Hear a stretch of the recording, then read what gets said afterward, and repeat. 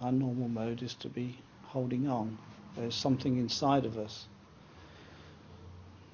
that somehow always needs a piece of the action, always needs to own what the experience may be.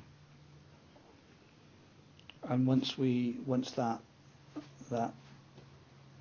part of us rises up and takes hold of things, that's where dukkha raises its head. That's not the whole of us. We can very easily imagine that this personality, this ego, this self, whatever you want to call it, and whatever you think, well, this is the whole, this is who you are. But actually, there's another part of you that who you really are is actually with you all the time. That is actually doing the living. That is doing the experiencing. But it doesn't attach.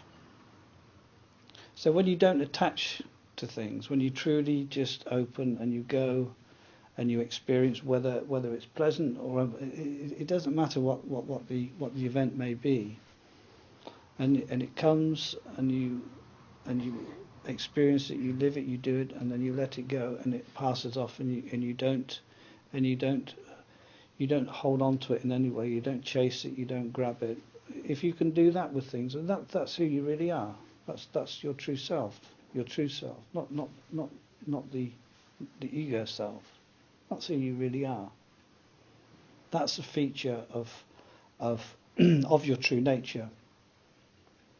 When you don't grasp, that's how close we are. But as we all know, and hopefully you realise more and more, there are very few things that come into our experience that we can just let it come to be, live it, and let it go into change without somehow trying to own the experience and possess it and take hold of it and turn it into something else, turn it into my possession.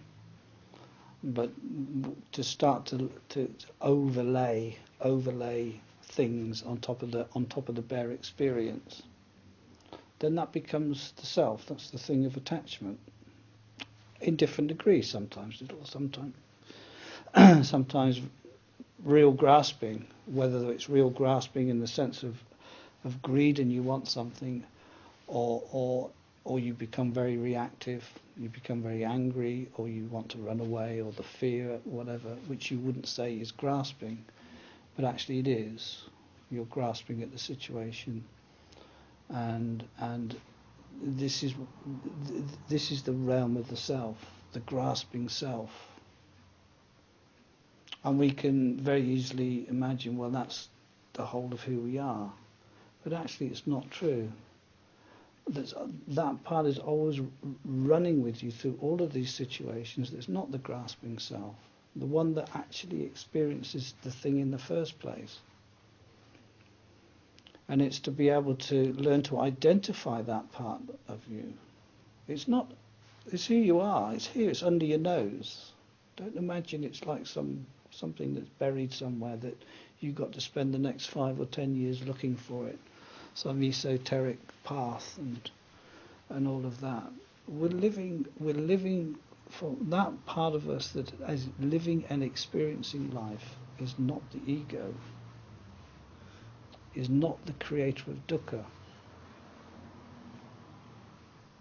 That's how close we are. So don't think this is some sort of great mystery tour, as it were, looking for something. That part of you that's free is with you all of the time. It is that which is who you are, truly are. But when you take hold of an experience, however it may be, through greed, aversion, non-understanding, fear, all of these, when these things rise up within an experience and you get caught by these things, that then becomes this thing that we call self, the phenomenon called self. And that bit there we need to wake up to and see that this is the cause of dukkha, suffering, unsatisfactoriness, and it's never far from any experience. But we can experience life without this grasping self. And as I've suggested to you, that when you come up to the retreat, if you don't already decide how it's going to be, you arrive with all sorts of baggage. As an example, this applies to everything in your life, but just looking at the retreat, you come to the retreat with all sorts of baggage, carrying your experiences from last year, usually the negative ones, but even if you've had blissful states, you bring those also, and secretly you're just wishing to have more blissful states, and why not? But nevertheless, you carry all of this stuff with you. This is all got the seeds of the self there. And then when you bring this baggage, because that's what it is, you bring this baggage to the experience, and it doesn't work out, then there's a reaction to all of that, and this is where the self. Well, you say it comes into being. Us Buddhists, we don't believe in the self. We say the self is a delusion, which it is. But for us, very often, the self is the most real thing in life. There is nothing more real than me. So it's quite a difficult one to get over. But at least, in theory, at least with some faith, you can maybe embrace that possibility, but you can actually test it out for yourself. If you see the self as the grasping part of you, the bit that wants the piece of the action, that wants to be reactive to whatever it is that you're experiencing, you can identify that. Well, there's the self, and see that when you react, you can see the turmoil that's caused by that, and the dukkha that comes from that, however it may manifest. But if you can learn to just go with situation and not be reactive, but open and live it without any way of manipulating, then you're beginning to see another part of you that's not that grasping self. That's how close we are. It's not off on the other side of the planet.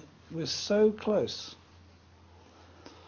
And to be able to see the difference, begin to identify the difference between what is actually the fictitious self and the real self, as it happens. Begin to see the difference, and see that little monkey there that will always be coming to mess with the experience is what we need to wake up to, and take refuge in that part of us that actually is not part of the monkey, but is actually that which is who you really are, that's living the experience with an openness and a willingness to say yes, because you're not in a defensive mode, you're not looking to manipulate,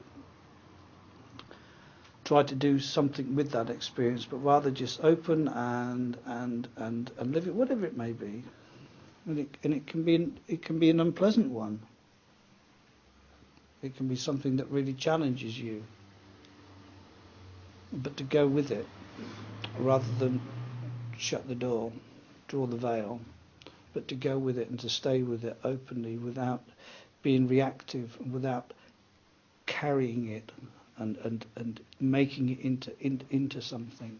If you can do that, then you're experiencing who you really are. And that place there, that part of you there, is where freedom is to be found. That's where freedom is. That's where your liberation is. And you'll find that part there. You can ponder that part. Is actually very still, because it doesn't get involved. It doesn't grab and hold. Its nature is one of stillness. It doesn't stir. It doesn't stir like you put your finger in a pool and create waves, so that everything becomes confused and muddied, you can discover that the nature of that part there, which who you really are, that is not holding, is not grasping, is still.